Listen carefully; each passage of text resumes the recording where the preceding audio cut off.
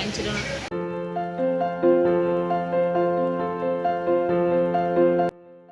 Hello everyone, কেমন আছো সবাই? নতুন একটা ভিডিওতে জানাই অনেক অনেক ওয়েলকাম, অনেক ভালোবাসা।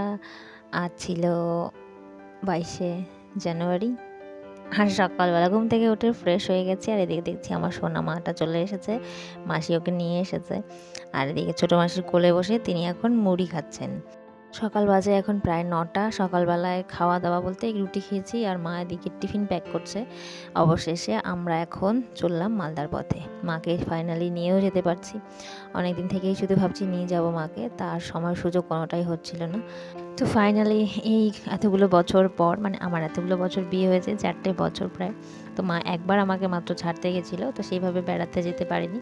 তো এবার নিয়ে যাচ্ছি মাকে। তো সবাই দেখে আমাদেরকে টাটা করে দিচ্ছে, আর আমরা টোটোতে উঠে পড়েছি। ট্রেনের টাইমও প্রায় হয়ে এসেছে। তো চলো এখন যাওয়া যাক। তো মা যেহেতু যাচ্ছে অনেক দিনের জন্যই, তো এই যে পাশের বাড়ির এক দাদার ছেলে, এই দুষ্টু সবসময় মায়ের কাছেই থাকে, তো মা তাকে খাবার খাওয়ার জন্য কিছু টাকা দিল, আর এদিকে আমার সোনা মাকেও দিল।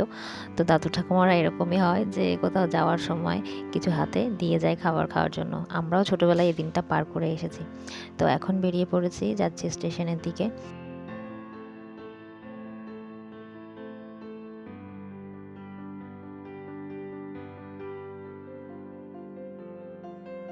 তো আমরা চলে এসেছি আজকে সঙ্গতি স্টেশন থেকে উঠবো। অন্যান্য সময় তো হাবড়া থেকেই উঠি, তার কারণ যে ট্রেনে যাব আমরা সেই ট্রেনটাতে এখান থেকে উঠলে একটু সিট পাওয়া যাবে, হাবড়া থেকে একটু ভিড়ই থাকে।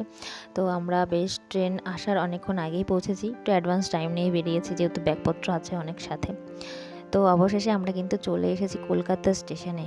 লোকাল ট্রেনে উঠে এসেছিলাম কলকাতায়। তো এখানে নেমে আমাদের ট্রেনেও উঠে পড়েছি আমরা।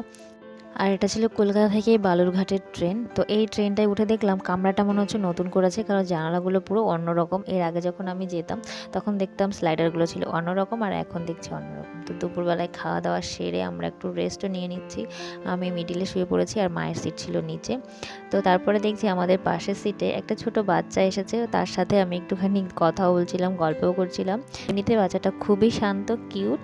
তো তার সাথে অনেক সময় কাটালাম। তারা নেমে গেছিলো ওই তারাপীঠে। তো চলো আমরা এখন একটু পরে আবার নিচে নেমে পড়বো, কারণ একটু শুয়ে আছি।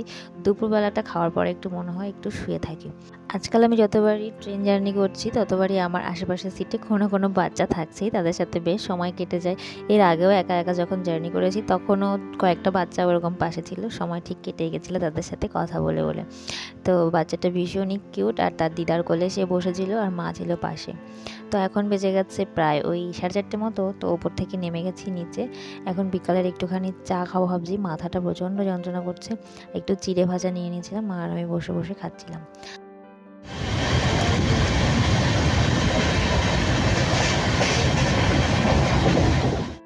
ট্রেনটা ওই 30 মিনিট মতো লেট ছিল, তো আমরা নেমে গেছি। এখন বেজে গেছে 6:30 মালদাতে নেমে। এখন ব্যাগপত্র এতগুলো হয়েছে আর এত ভারী হয়েছে, কারণ কিছু খাবার দাবারও আছে বাড়ির থেকে বয়ে নিয়ে আসা। তো এখন একটা কুলি নিয়ে নিয়েছি, আর আমরা ব্যাগ নিয়ে যাচ্ছি একদম স্টেশনের বাইরে। আর বর্মশাই তো আসছে আমাদের নিতে, তার একটু লেট হচ্ছে, তার জন্য আমরা ব্রিজটা পার করে ওপাশে চলে আসলাম। তো ফাইনালি গাড়িতে উঠেও পড়েছি, কোম্পানির গাড়িতেই এসেছিল বর্মশাই। আর আমরা চললাম এখন ঘরের দিকে। তো আজকে আমাদের প্রায় 5 ঘন্টা জার্নি কমপ্লিট হলো, আর যাচ্ছি এখন ঘরের দিকে। আর এখন মনে হচ্ছে কতক্ষণে গিয়ে ফ্রেশ হব।